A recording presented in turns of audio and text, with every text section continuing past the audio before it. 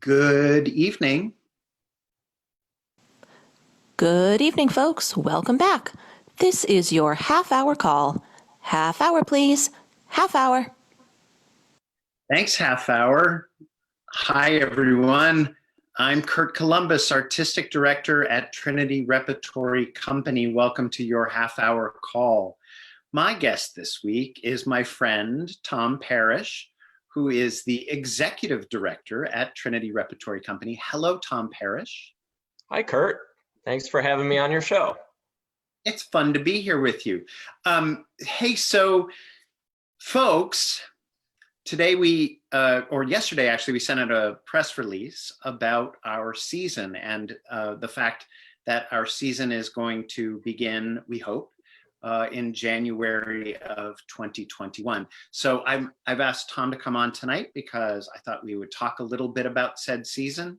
He and I could tell you about the plays that we're planning to produce, and we could give you a little bit of our thinking around how we're moving forward. Right, Tom? Conditions change every day, but you've been working with me and our entire staff to try to figure out how we produce plays again. Absolutely. And you remember, it seems like forever ago, March, when this was all just starting and we thought that we would be open again, doing performances in just a matter of weeks. And we had shifted the timeline to start at the end of August. But as the data and the science has advanced and the economy is starting to reopen and things, we're just learning more and more and know that we're not going to be able to produce as early as we had wanted to. But the plan now is to start in November, and then do the season in January. Yeah, I think, the thing that I'd like folks to know is that we're taking our guidance from the governor's office, from the mayor's office, from the health professionals who work with us. We're not just willy-nilly going to start producing again. We want to know that our audience and our artists can be safe, right? Exactly. And producing theater is very complicated and complex, and it takes a lot of time to produce a production, and that's a process that takes many months. So we have to sort of know when we can start and then work our way backwards from there. Right. So as we've learned more, neither of us are epidemiologists.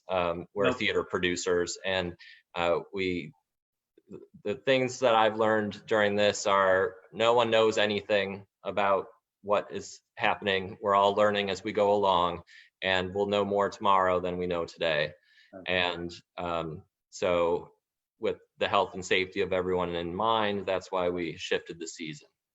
And the thing that we want people to know tonight is that health and safety are our priority, but we are going to continue to be driven by our values. We're going to keep selecting plays that are challenging and enlightening, that represent a diversity of voices.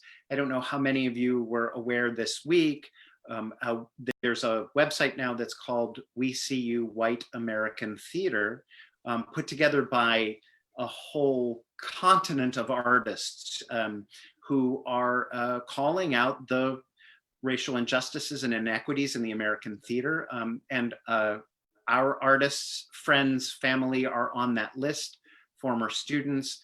Tom and I are in full support of that work. It's work that we've been doing at Trinity Rep since 2016. And we know we've benefited from structures of oppression and injustice, and that we have a lot of work still to do. So we fully support that work going forward, right, Tom?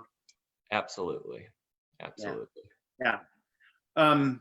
In fact, we're just at the beginning, and we're going to work with our colleagues and friends to eliminate racial injustice from the American theater. That's our goal. So I wanted to say that, knowing that we continue to have work to do, but that our season reflects some of that work.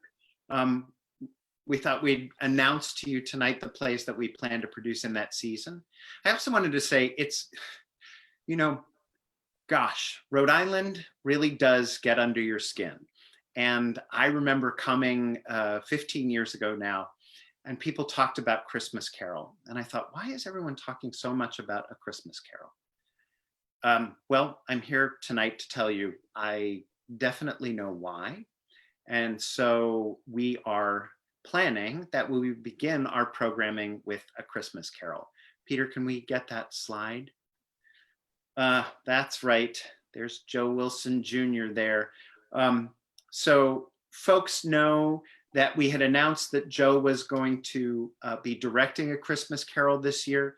When it became apparent that we weren't going to be able to fulfill his vision, and he has a grand, operatic, beautiful vision for A Christmas Carol, I talked to him and I said, hey, how about if we don't have you direct this year, because we're probably still going to be in social distancing.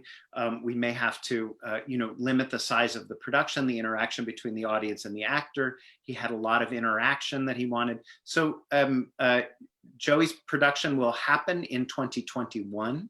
And this year we've asked him to play Scrooge, so he'll still be there with us on the journey. I think people will see a beautiful version of A Christmas Carol, because it will be the first thing that we will produce in the fall, and it will be a story that we will all need to hear, right, Tom?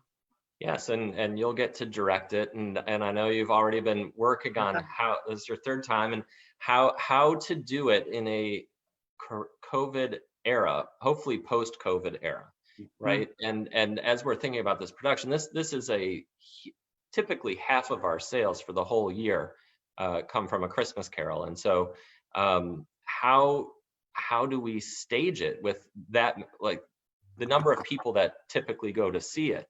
And the reality is we're not going to be able to, most likely.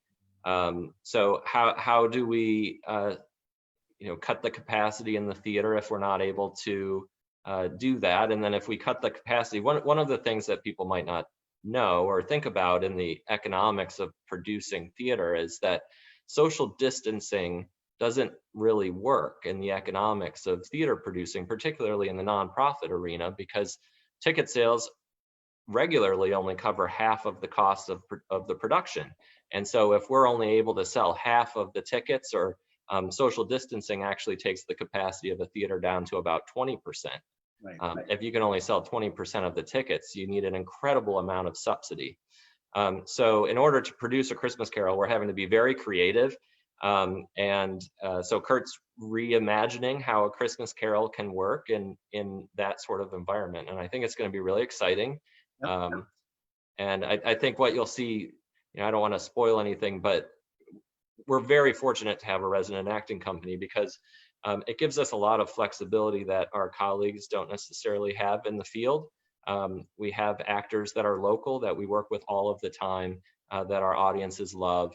And so I think in A Christmas Carol, and then throughout the rest of the season, you're going to see a lot more company members than maybe in the past. Yeah, so it's great. It's an opportunity to be spectacular and grand in a new way. So I can't wait to show you A Christmas Carol.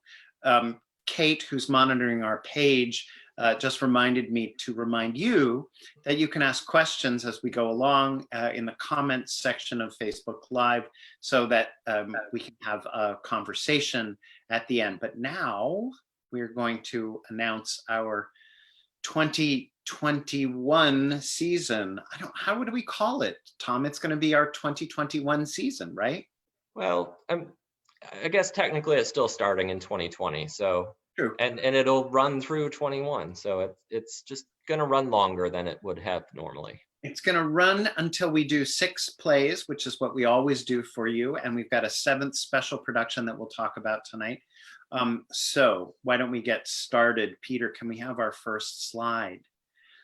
So the first show that we'll be doing when we get back into the Lederer Theater Center is Tiny Beautiful Things. It's based on the book by Cheryl Strayed. It's adapted for the stage by Nia Vardalos and co-conceived with Marshall Heyman and Thomas Kail, who is, of course, the director of Hamilton. And Neovardalos is the author and star of My Big Fat Greek Wedding. And I'm just thrilled that we've got this play in here, Tom. It's sort of the perfect thing to welcome audiences back into the theater, right? Yeah, it's a really warm play, and it's based on Dear Sugar, which is an advice column, and Sugar helps people get through, gives advice on some very difficult circumstances with just such hope and optimism and humanity, and not to mention it's almost a perfect play to do in a socially distanced way because it's almost written that way. Yeah. And we had planned to do it obviously before coronavirus was a thing. And it just so happens that it can work well from a staging perspective with socially distanced actors. So, and it's, as you said, I think that it's the perfect thing to have as our first show back because it's about it's a woman who's helping other people overcome impossible situations, right? Life hands them these impossible things. And she talks to them about coping, surviving, and moving through and moving beyond. And it's a glorious piece of writing. The source material, the Dear Sugar columns are amazing. And, it came to us a couple of years ago, and I just have been in love with this play ever since. So I'm delighted that it is on our list, and it's going to be welcoming people back into the theater. Yeah, and we're targeting a January start for that production, and I should say we'll send out specific dates as we get closer. All through this, we've learned that the name of the game is really staying nimble and flexible and being able to roll with the punches through all of this. And so once we feel that we have a schedule, we'll announce it in a few months before tickets go on sale. Great. Peter, let's go to our next slide. So our next show will be Sweat by Lynn Nottage. Lynn Nottage is one of the great contemporary playwrights. Her work speaks just volumes. She's to me, she's remarkable because whenever she does a play, Tom, she does this incredible amount of research. So, and Sweat, of course, was something that we were supposed to be producing in March, April of this year. And I just am so anxious for our audience to see this work. It's truly extraordinary.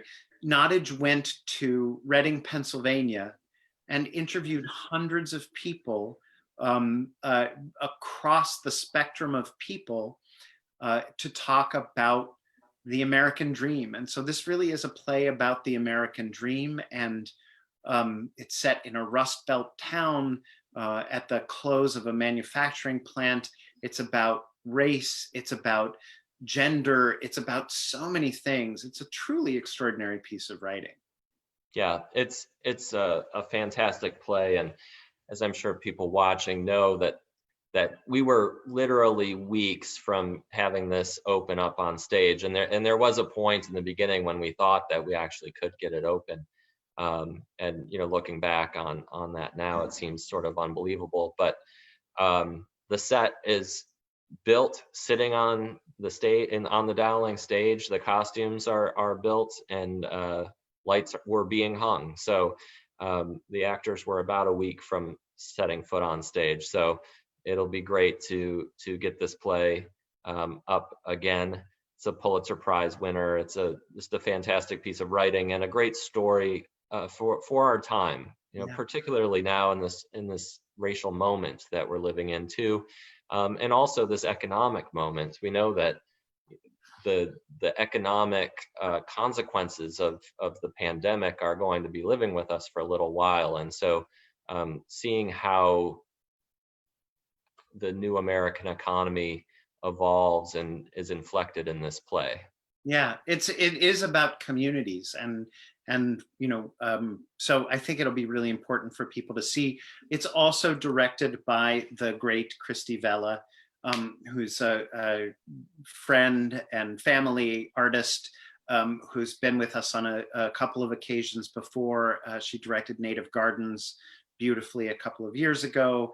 And importantly, as a Latina director, she brings a perspective to the work that I think is a rich part of the way that the production is being realized. So I'm just thrilled that we're going to get to do this for our audience. Great. So Peter, can we get the next slide, please? The Diary of Anne Frank. So this is something that we have been planning for quite some time now, directed by our very own Brian McElhaney. The thing about the Diary of Anne Frank, we chose the play last year because it seemed so rich and resonant, as waves of anti-Semitism were sweeping across the globe, and we've been watching sort of the growth of these anti-Semitic movements, and so it felt to us like something that we needed to say now. I have to tell you all, those of you who are watching, what's happened in the last couple of months is that Anne Frank's words about living in isolation, here's a young teenage girl living for years in total isolation, no trips to the grocery store, no trips to Home Depot, the things that people are doing here and now in our isolation. But what she has to say about finding hope in that isolation is just breathtaking and so worth hearing right now. Right, Tom? Yeah. Well, it's isolation and fear too. And it's sort of amazing that we've been all in our quarantines and stay at homes and everything experiencing a bit of this. I mean, we obviously haven't experienced what is in that story, but I think what we've experienced over the last little bit may give us a new perspective on what that must have been like. And an appreciation for this girl who I mean, some of her insights are so profound, and you think, how can you be your age and you have this gift of really sort of seeing into the thing? It's remarkable. So it's a great piece of writing. It's a great ensemble piece.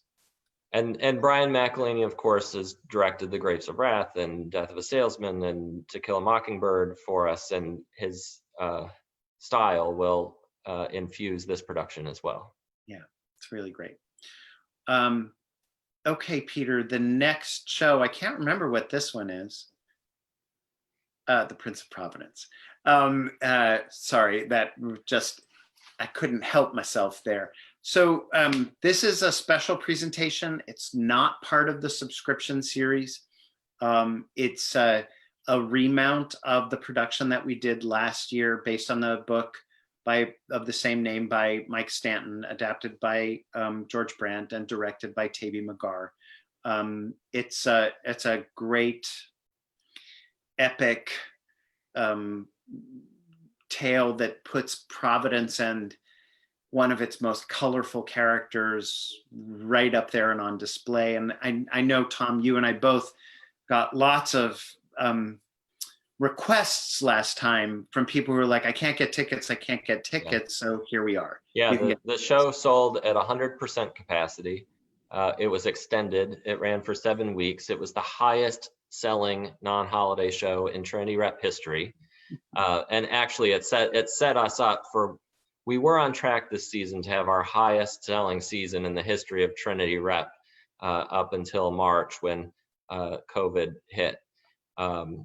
But it really launched the season in a fantastic way. People loved it. We had audience from 30 states come to see it. We had interest from theater producers, film producers, television producers from throughout the US and London come and see it. And there's just an incredible amount of buzz, a lot of press coverage on it too. So we're really excited to bring it back, and we had planned to bring it back before all this happened. So it's great that it's going to be there and running in the Dowling Theater.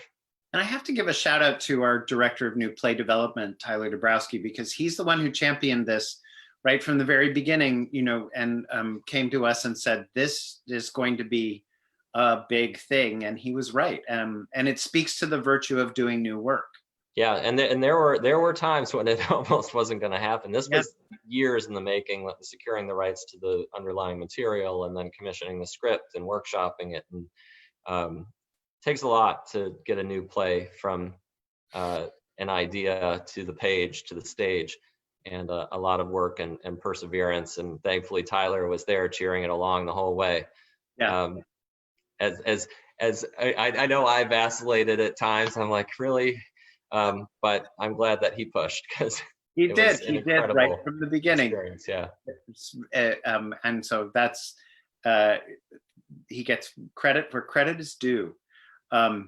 So that's the Prince of Providence. Subscribers, you will get first dibs on seats, right, Tom? Yeah, absolutely. And we've already sold a bunch of tickets to it from subscribers. And people can subscribe now. We'll talk more about subscriptions after we get through the season, but this is something that people can add on to their package at their subscription price. Because one thing that Trinity Rep does is we have dynamic pricing, like hotels or airlines. And so when shows become more popular, the prices go up. And so it's by being a subscriber, it's an opportunity to lock in that lowest price and get the best seats. Yeah, that's good. Great. Peter, let's have the next slide. And this would be Sweeney Todd, the Demon Barber of Fleet Street. This is another one, Tom, that we were planning to present here this year. It's something that I've been working on for a couple of years now. We had set design, we had costume renderings, we had casting, we had the full cast. And then we didn't start rehearsal. So we had many conversations with the music director, the incredible Andrew Smithson, with the brilliant choreographer Sharon Jenkins, and so it didn't happen. So I'm very pleased that it's going to make it onto the stage next year in the spring. Yes. And actually, it was during this stay-at-home period, Stephen Sondheim had his 90th birthday, and I don't know how many of our viewers watched that birthday party streaming online. It's pretty remarkable. If you haven't seen it, I encourage you to check it out. But Stephen Sondheim's America's greatest living theatrical composer, and it's a masterwork, and we're excited to have it in the season and finally have it open. Finally. Yeah, and it's going to be a very Trinity production, as I've said many times before to anyone who will listen. I'm a big fan. If folks have been watching my work over the years with musicals, I'm a big fan of figuring out why this musical now, and we have a particular slant and point of view on it, and I think it's going to be really exciting. So that's Sweeney Todd. We're planning for that sometime in the late spring, early summer. And then sometime late summer, early fall, again, depending upon how things go. Peter, if we can get the next slide. We've got Don Quixote, which is based on the novel by Miguel de Cervantes, and it's directed by Marcel Mascaro. This is our Teatro Navarrano offering for next summer. It's an adaptation of the great novel, one of the transformational novels of the Western literary canon, and it's something that we've been talking about developing with our partner, Rhode Island Latino Arts, for a while, and it's something that we're going to do a workshop of this summer, right, Tom? Yeah, originally we were going to have this show touring around Rhode Island this summer, but the restrictions on gathering size will prohibit that from happening. So we'll use this time to make sure we have a really great script, and then we'll put it on tour next summer. Yeah, it's also, this is another special add-on. It's not part of the subscription, but it's actually free. It's free So for anyone who wants to come and see it. Yeah. And it's being developed with the director, Marcel Mascaro, and a cast of wonderful actors. And so it's an exciting thing to have as a part of our season next year. It's really, really great. Terrific. Peter, let's have the next slide. And this is Fairview by Jackie Sibley's Drury, directed by the amazing Jude Sandy.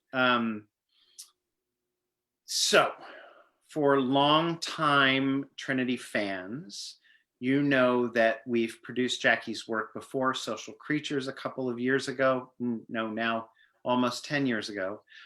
Jackie was a Brown MFA playwright. She did some remarkable work while she was here, and then we commissioned her to write a play, Social Creatures. She's under commission by us for another play, and maybe this is a moment, Tom, to talk about our commissioning program, which is due very largely because of the generosity of the Steinberg Charitable Trust and their support of the new work that we have, right? Yeah, so we've got a number of writers under commission right now, including Jackie, James Imes,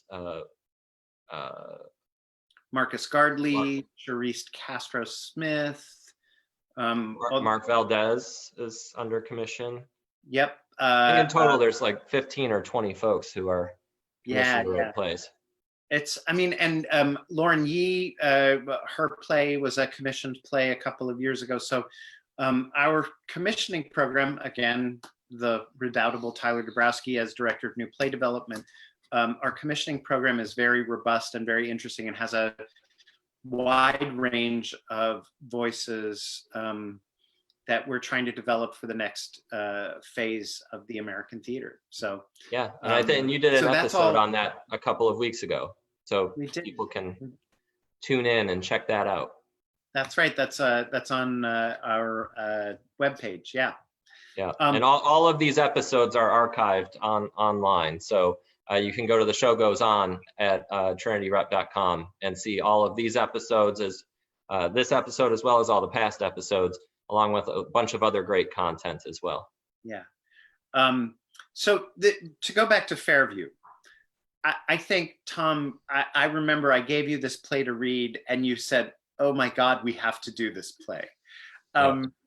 It's just an astonishing piece of writing. It is so funny. It is so smart. Its social critique is breathtaking, right? Mm-hmm. And it won a Pulitzer Prize for a very good reason. Yes. I had sold out runs in New York for very good reason. Yeah. It's just a fantastic piece. It's brilliant.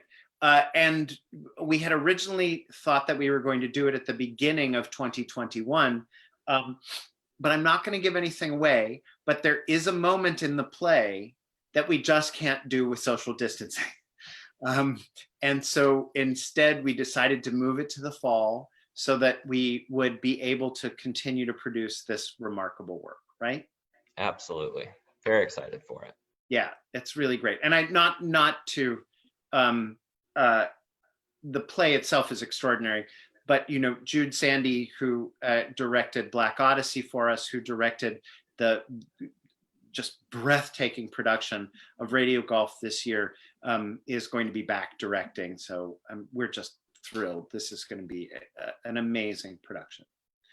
Okay, Peter, next we have Anna Kay by Deborah Salem Smith, directed by Jesse Austrian. Sometime in the fall of 2021, we're not sure when.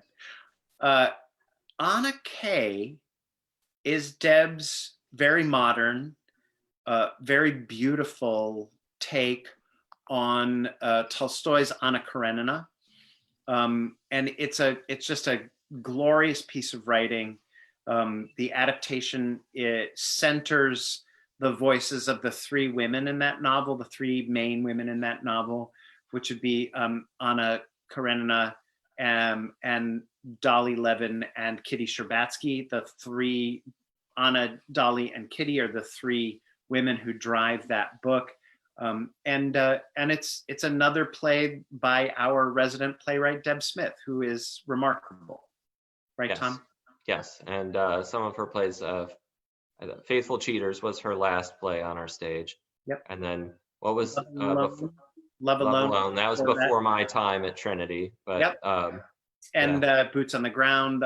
She's just done this an amazing range of work that goes from sort of a documentary play to a medical drama to a Boffo comedy. And now, I mean, the thing the way that I like to characterize this play is it's about falling in love over and over and over again. And it's a really great piece of writing, romance, and about the three women and their friendship that helps get them through life. It's extraordinary. Mm-hmm. So that's our season. That is the season. I'll add that people can subscribe now. In this era, we've introduced a new type of subscription package. Actually, it's called a Play Pass. It's more flexible than the seated package that you may have been used to, where you have a set seat for each of the 6 plays.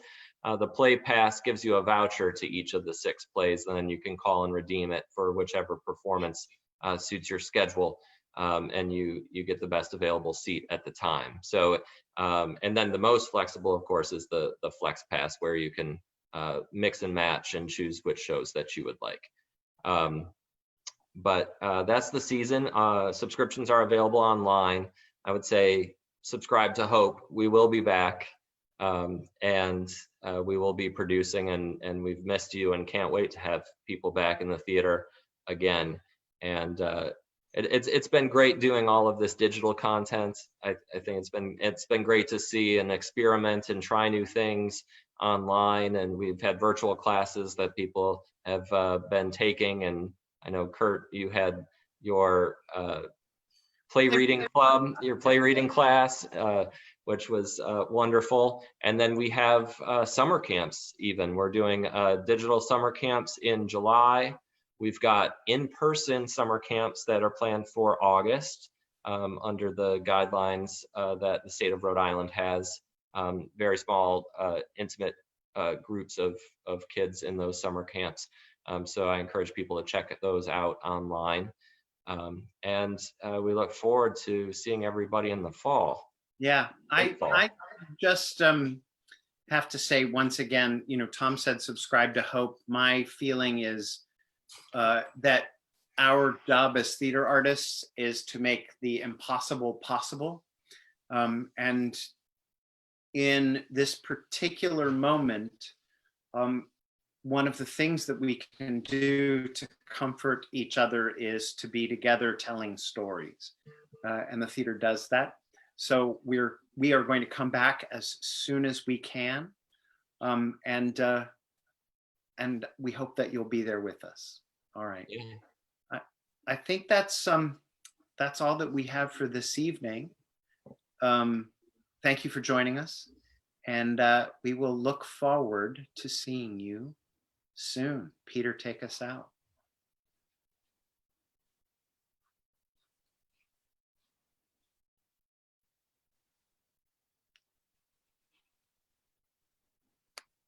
Thank you, everyone. Good show. That is it for this week. We are back again next week at the same time. Once again, we are back here next Thursday evening for a 7:30 p.m. half hour.